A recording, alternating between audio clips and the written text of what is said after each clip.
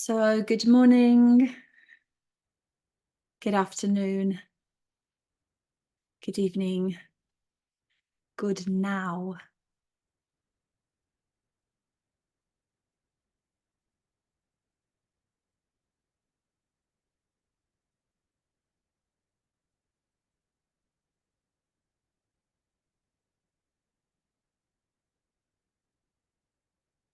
So,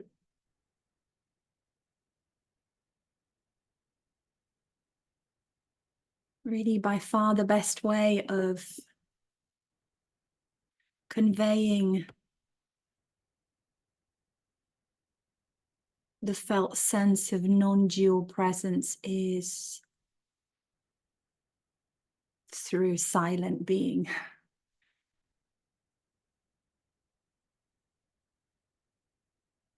And so, in this moment, I'm almost fighting myself, fighting the spontaneous and natural urge just to be quiet for an hour,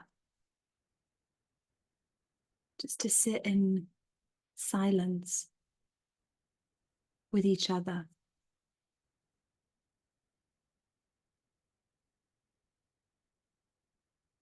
That's the best way of conveying this, of being, of communing with yourself, self with a capital S.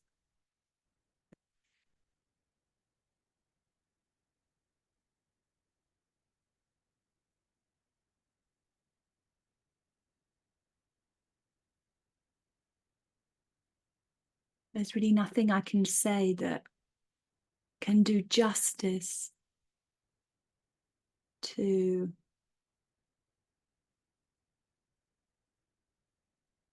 the nourishing silence, the ground of being that births, shapes, form,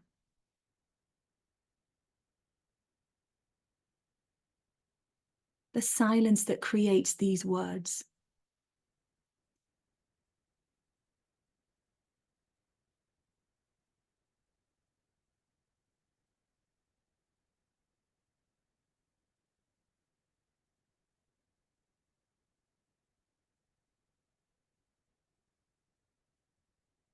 I've just written 300 pages of a book about something that could have been far better just to have not written a single word. And so I'm laughing at the playfulness of consciousness.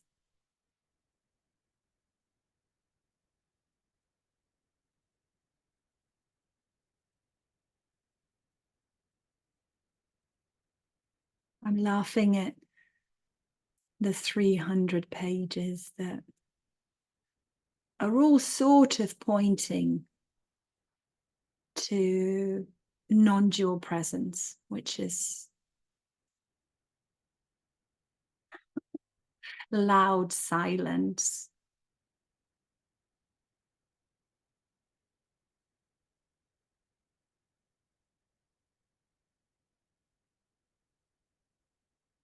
so before we unpack what I mean by loud silence, let's see if we can just attune to this body.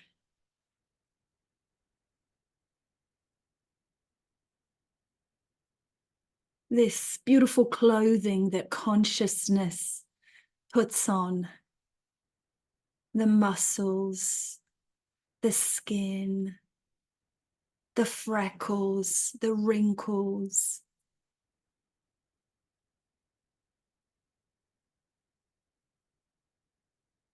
I have this image of consciousness waking up in the morning and putting on its human suit.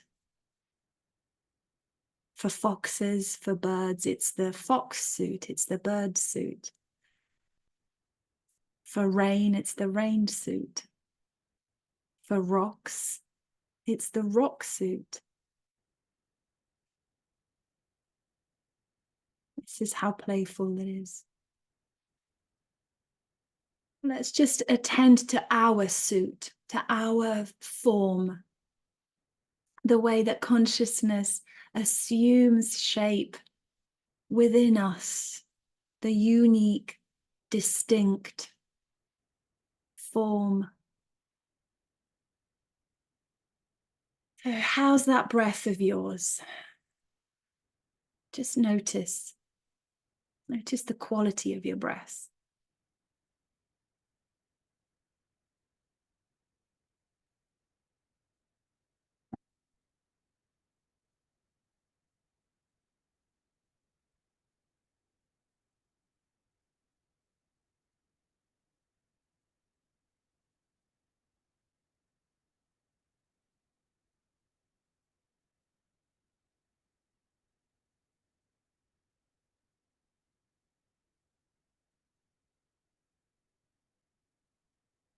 And how's your body feeling?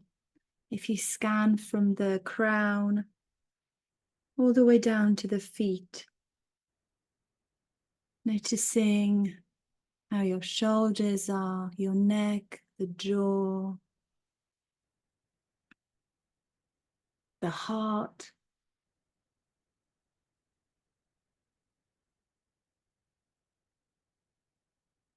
the tummy. And you let your tummy flop out 1/2 inch. See if you can allow yourself to really fully let your stomach be naturally loose, soft. Which part of us holds our tummies in? Can this part in this moment let softness in?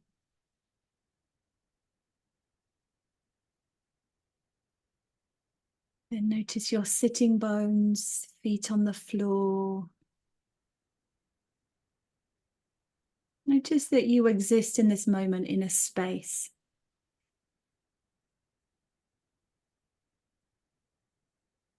I did use the vinegar.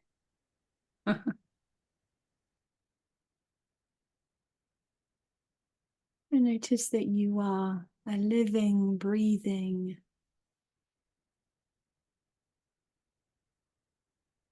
fantastically unique activity of consciousness, infinite consciousness.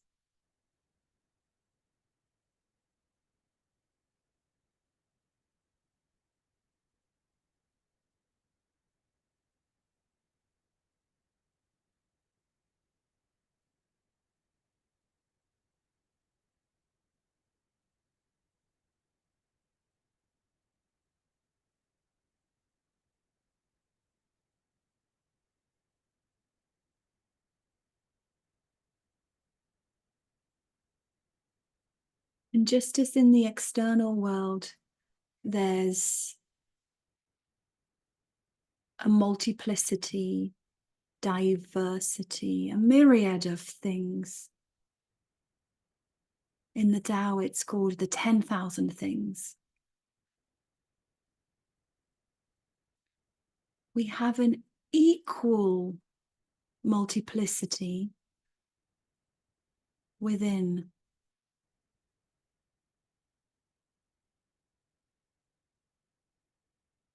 Constant flow of thoughts, sensations. When we add thoughts and sensation, they form emotions.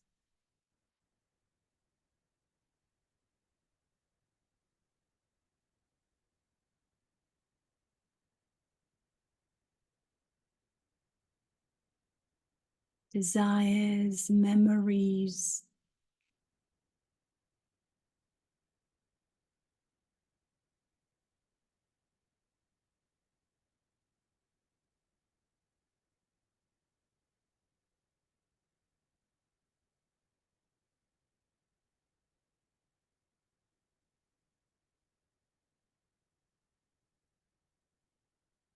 None of which is separate from this non-dual presence, or this infinite consciousness. It's all part of this sort of primordial soup of activity.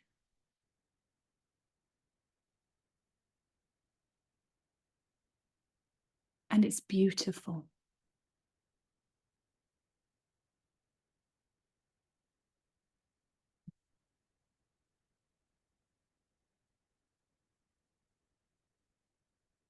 It's beautiful because of its multiplicity.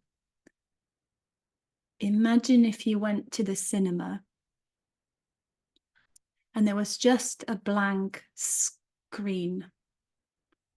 Nothing's playing, just blank, nice and quiet,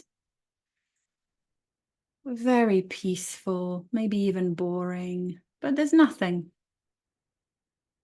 How many people would sign up for such a cinema viewing?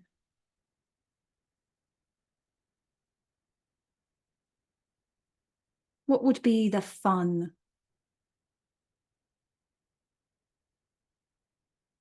Now imagine you go to the cinema and there's just this constant flux and flow and motion of images, sounds, colors, shapes, pixels. Wow, now that's a film you want to see.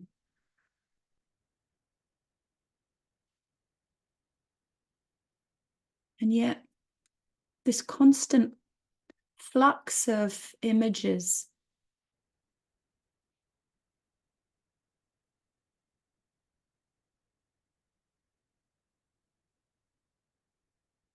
unfolds within this screen, which is the background, it's the backdrop for all of that activity. So there's something that is allowing the activity to play upon it, or within it, or as it.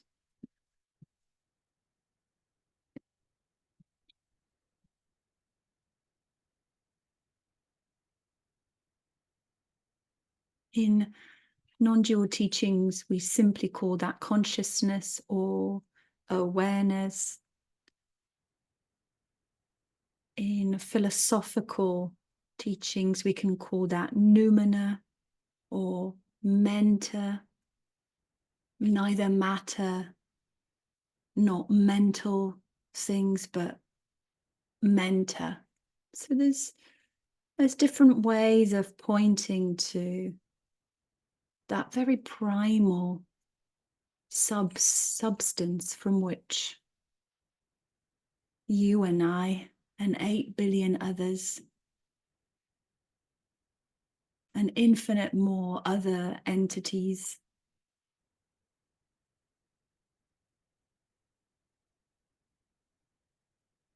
not forgetting rocks and stardust.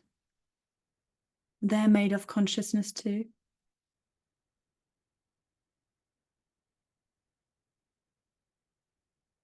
So the question is, are you a willing witness or cinema goer to your own life, to the movie of your own life? Are you up for it? Put your hand up. It's like, yeah, I'm so in. This is worth paying a high value, the entrance fee to the movie of my life.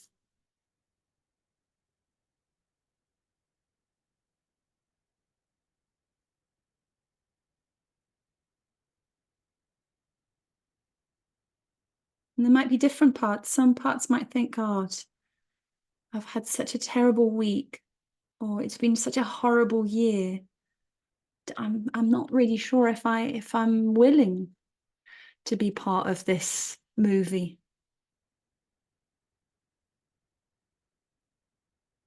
And maybe other parts are thrilled. Gosh, yes, I've improved my health. I've enjoyed exercising more. I'm so pleased with how my therapy's going. Wow, my kids are growing up really, really beautifully. Notice how different pixels of your movie will have different points of view. If you pluck any one of those points of view, you lose the coherence of the movie,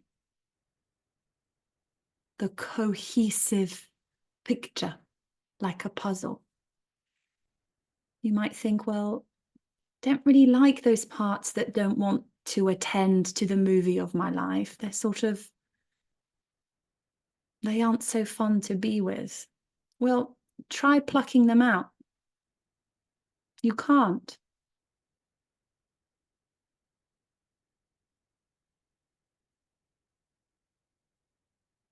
It's impossible.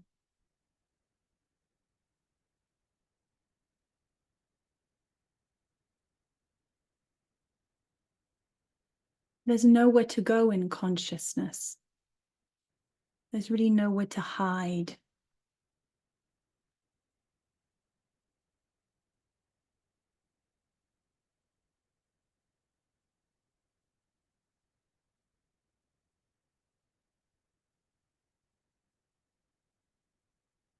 Mm.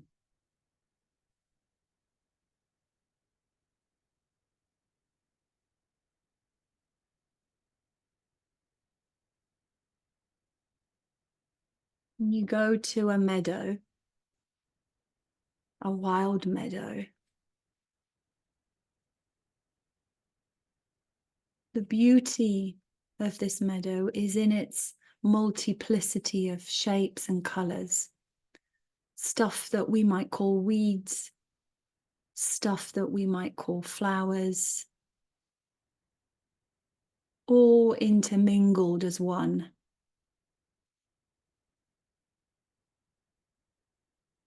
And of course, the weeds are the greatest medicine.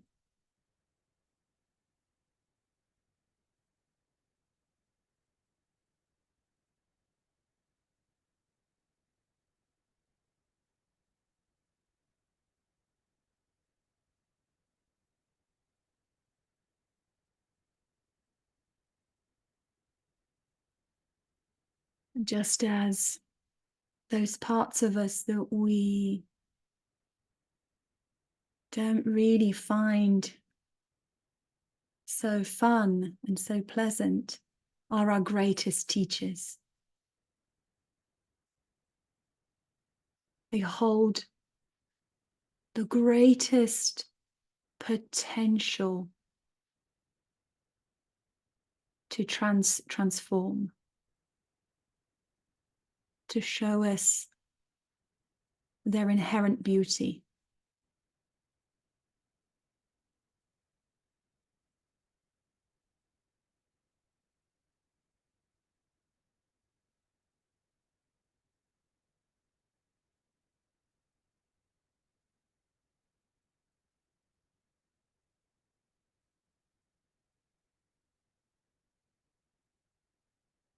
So imagine as you're viewing the picture or the image of your life,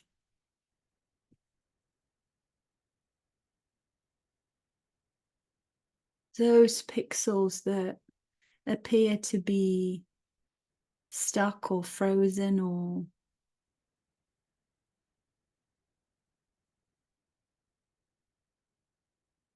not so colorful, all they really need is just a little bit of tender, loving care.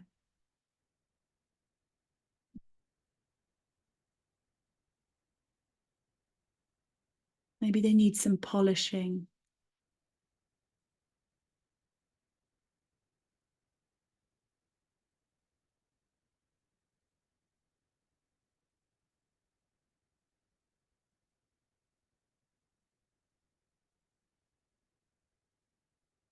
Maybe they need some balm, some soothing lotion.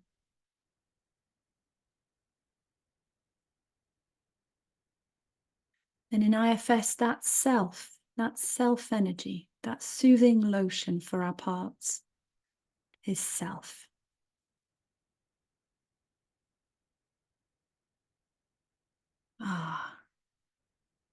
Now we see how brilliant all these parts really are.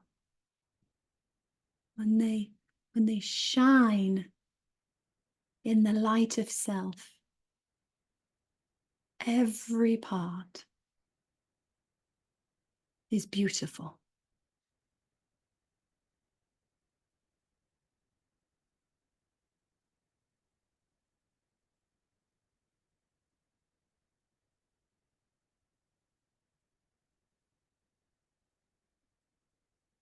Not only beautiful, but essential to the movie of our life.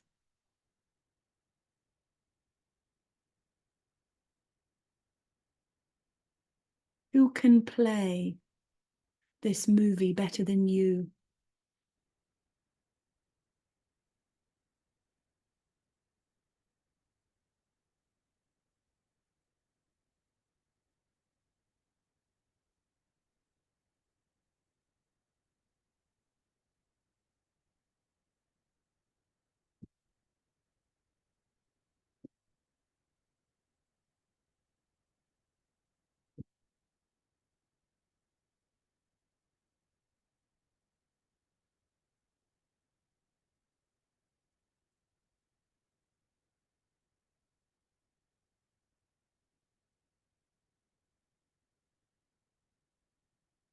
So you see, it's perfect.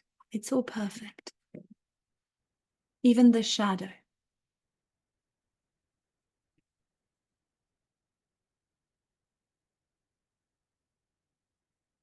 The greatest works of art that we admire are the ones that capture the nuance with brilliant light and brilliant shadow in equal measure. We go, wow, that's just so lifelike. This artist really captured this.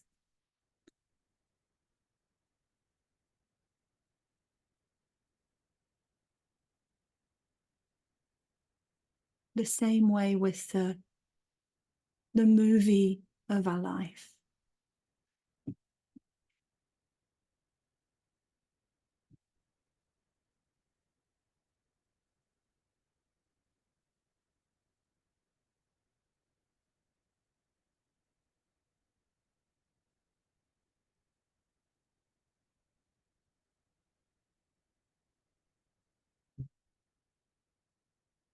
In some way, on the finite form,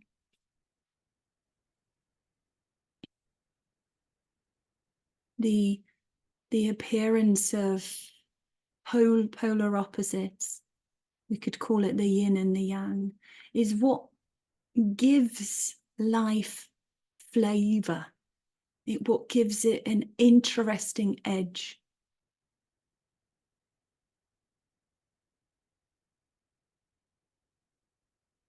No one goes to an art gallery to look at white blank canvases.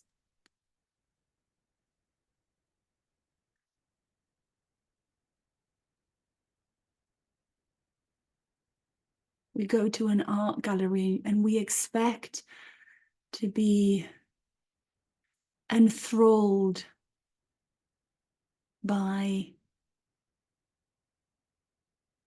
contrasting colors, by depth, by shadow, that give the paintings meaning.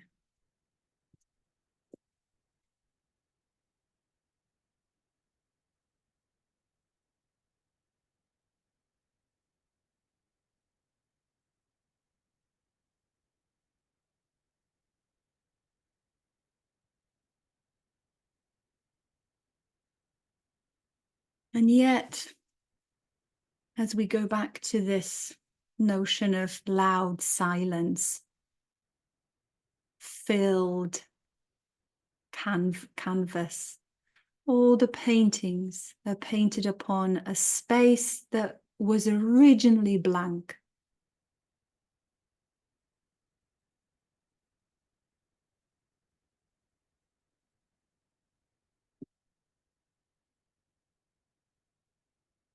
Something from nothing.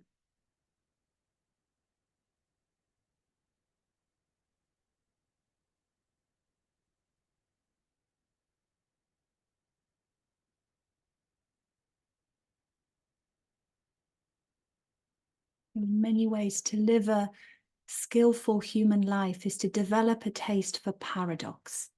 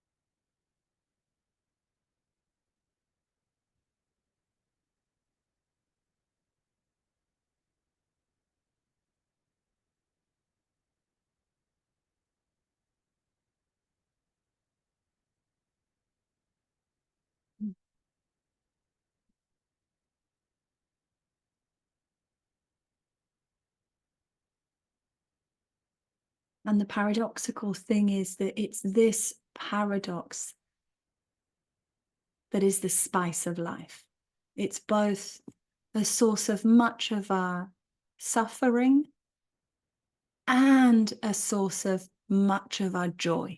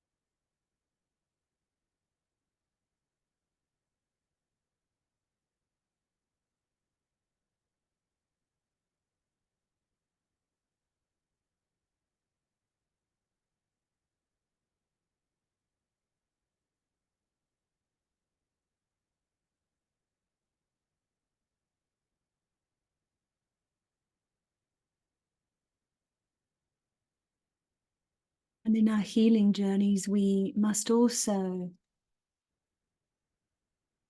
reconcile this paradox, because at one level, our parts undergo a journey of healing, and at another level, they're already self.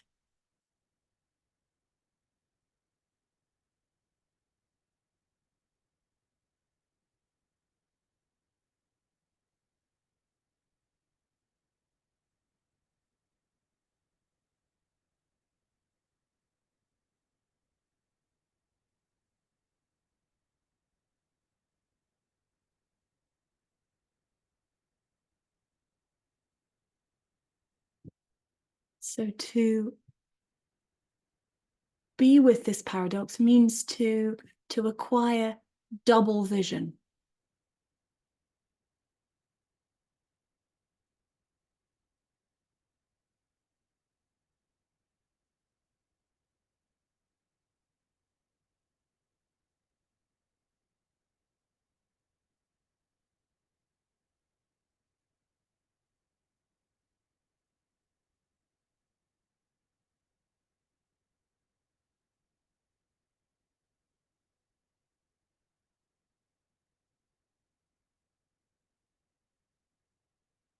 Typically, in optometry, double vision is not a good thing. When we see double vision, something's gone a bit, quote unquote, wrong. But in non-dual state, to be able to perceive double, this paradox, by which I mean to open up our capacity for perspective, that's a good thing.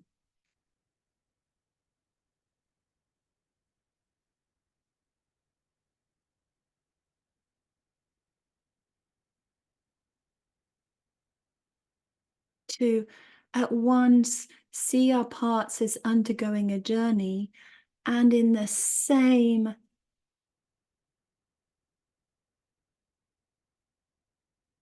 shot to see our parts as already healed. And this is why we say that you are the one you've been looking for, or what you're seeking is what's seeking.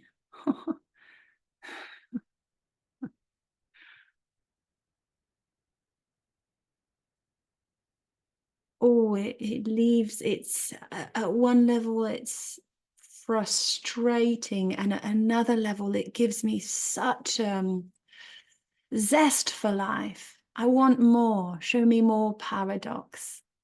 Let me fall in love with this embodiment of a koan that I am.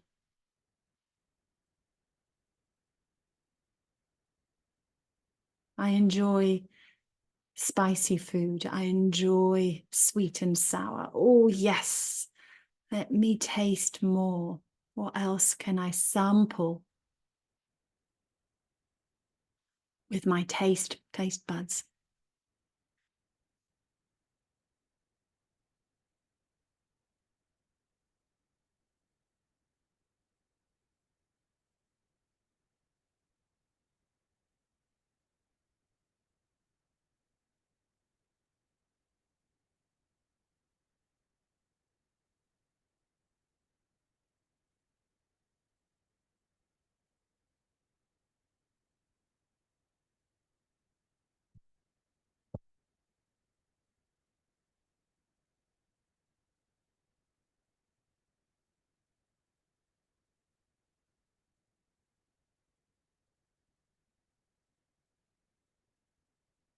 Developing a taste for paradox and our ability to be with that non-dual presence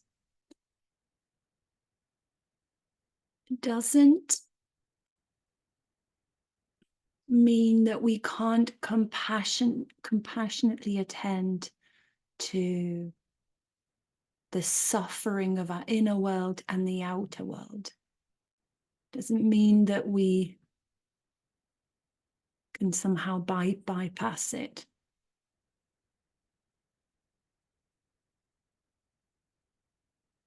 Suffering is real from the perspective of the one who is experiencing it.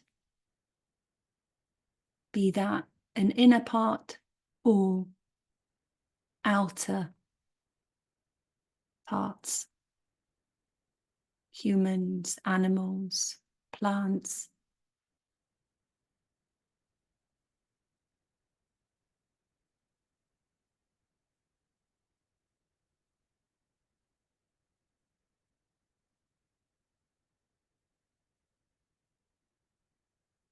But when we gain that ability to have double vision, we don't get so lost, or we don't entirely get lost in the suffering itself. We remain with the capacity to just step away a little bit, so we can pendulate, or we can oscillate back and forth, dive into the suffering with a compassionate, loving heart, and then come out and see ourselves as already perfect, as already healed. One doesn't offset the other.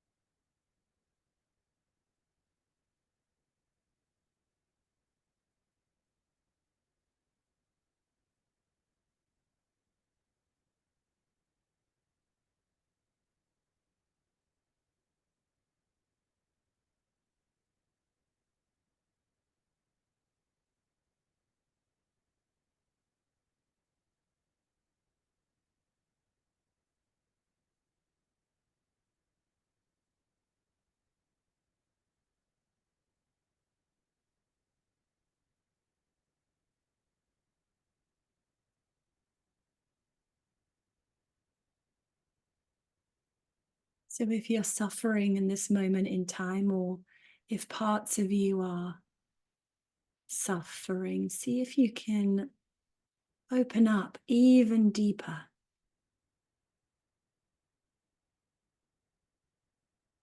Yes, you too. You're welcome here. You're welcome in the movie of my life.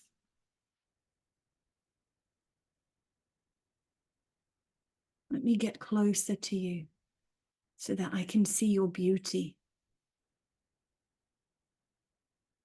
under the layers of pain.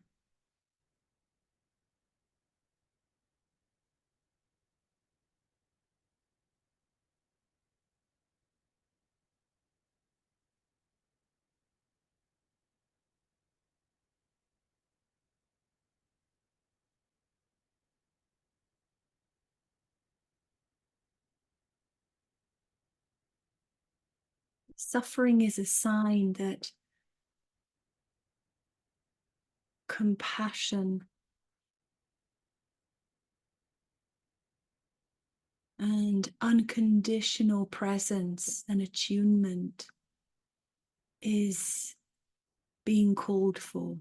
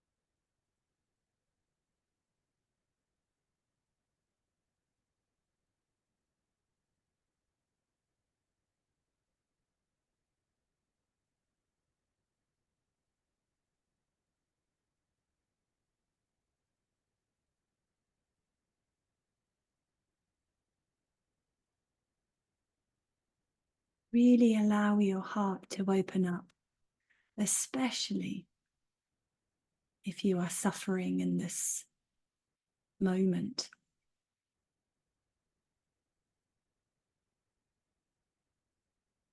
Allow the light of self to shine upon any parts that are suffering.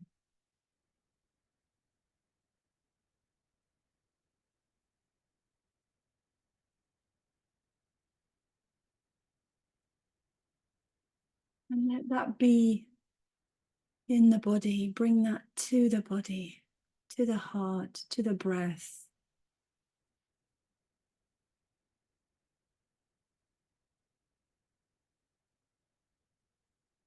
To your facial features.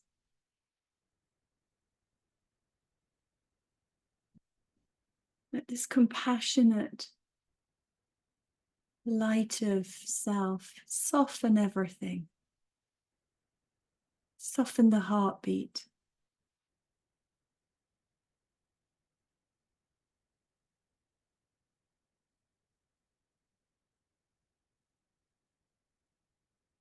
Soften your tummy.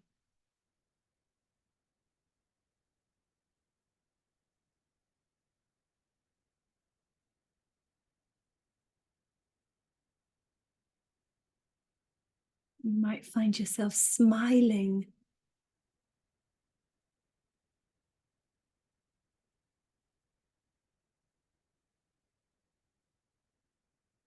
With tenderness, with love.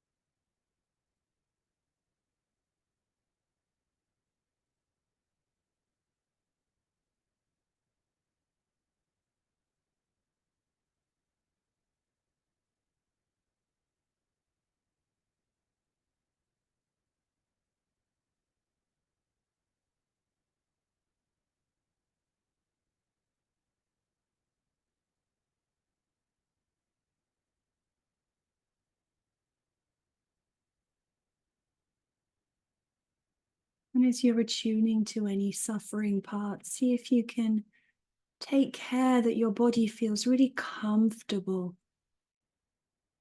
Do you need to lie down? Do you need to stretch a little bit? Yawn, sigh. Give yourself a hug.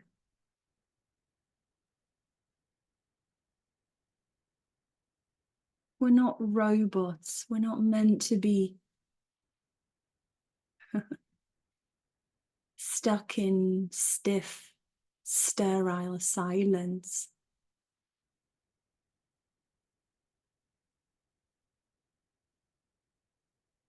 Let the body do what the body naturally wants, needs, calls for.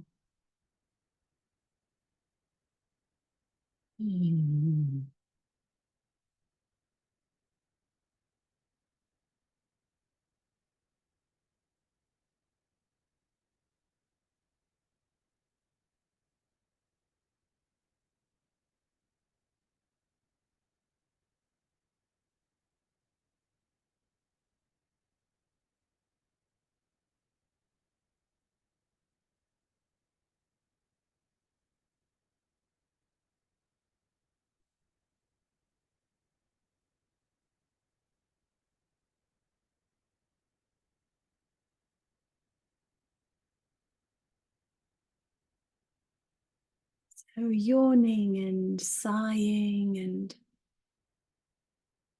moving your body are ways of expending and expelling energy.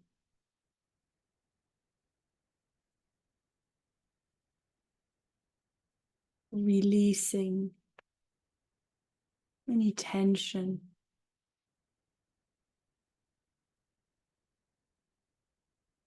Suffering uses up and creates an awful amount of energy.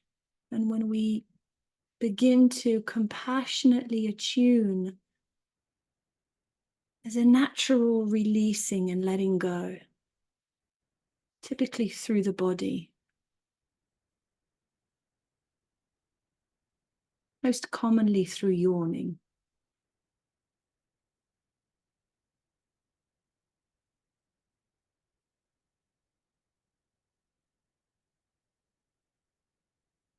And then when we're in a more receptive, open, neutral space, we can then invite that energy to be repurposed in creative ways.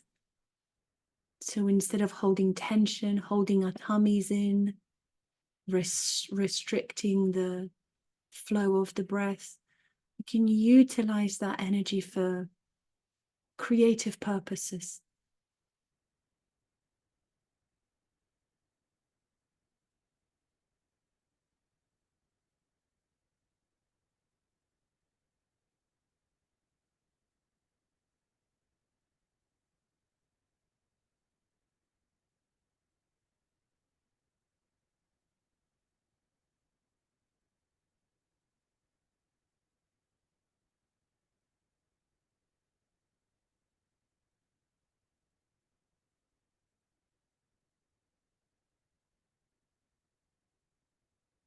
Creativity is one of the C qualities of self.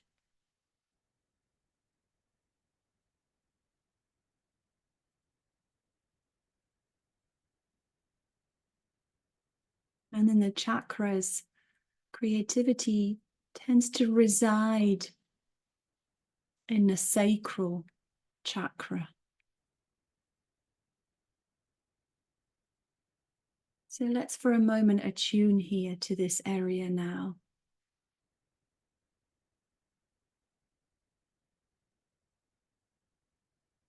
Just for the next 5 minutes or so as we wrap up this meditation.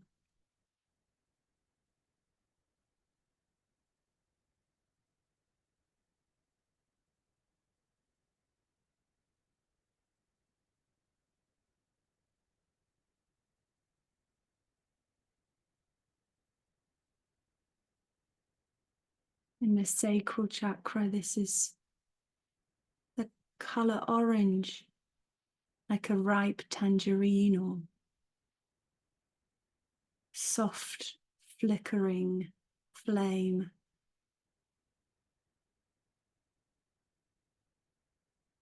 Undulating with the wind.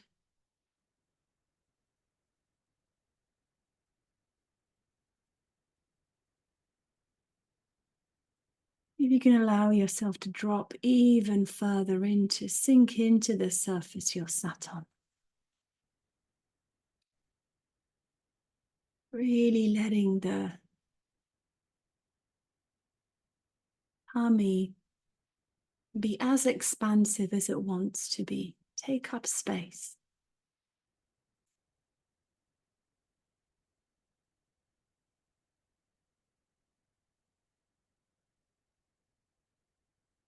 Many people think that creativity is about doing, creating some kind of art or music or tangible thing. And it can be that. But for me, more often than not, creativity is resting in my non-dual presence. The creativity is like a restorative, nourishing presence.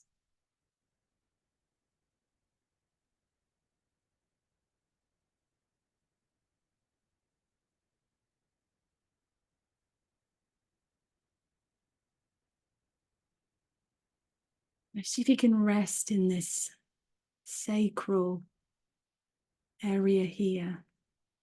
For women, it's where the womb is. For men, it's where the hara is. Really beautiful space of creativity,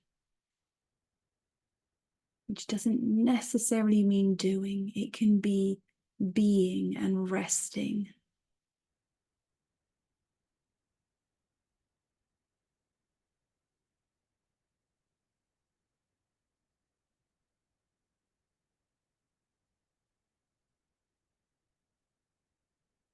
And again, letting any yawning, sighing, gentle stretches of the body. Maybe letting yourself sit in a knee pile and twisting one way, twisting the other.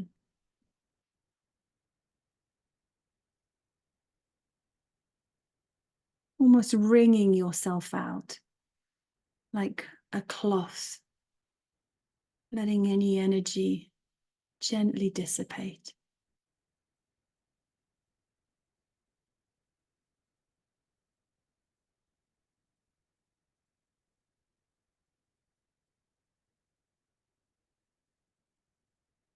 So as we come to the end of this meditation, see if you can take a few more conscious breaths.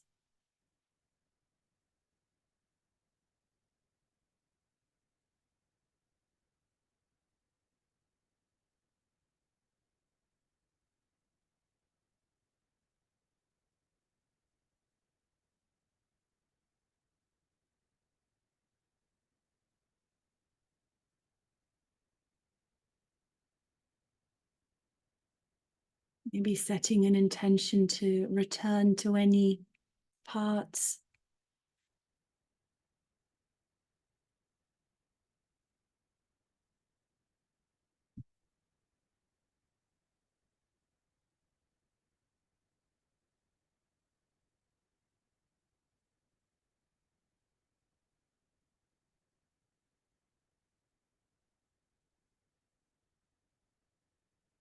and if it feels right, sending gratitude for any parts that we're able to open up, share the burdens, that we're able to taste the sweet, sweet nectar of self-compassion.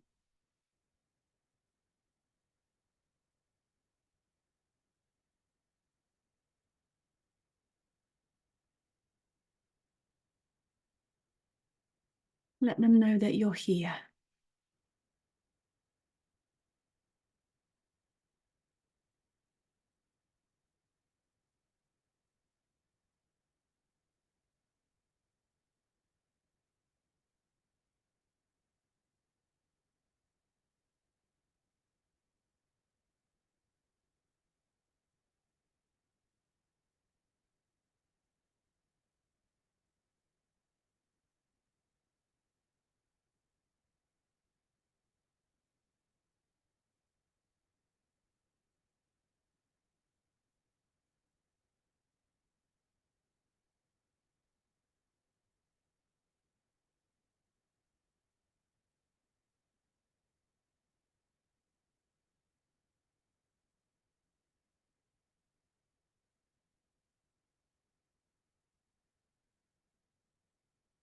When you feel ready, you can begin to open your eyes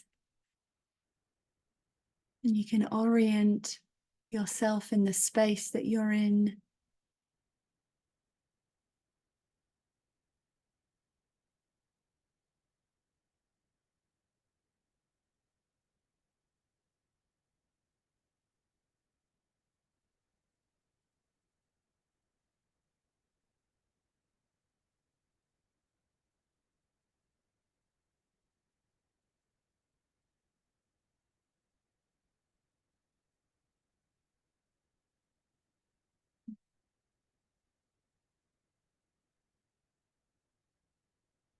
And we can come back to the sharing circle here.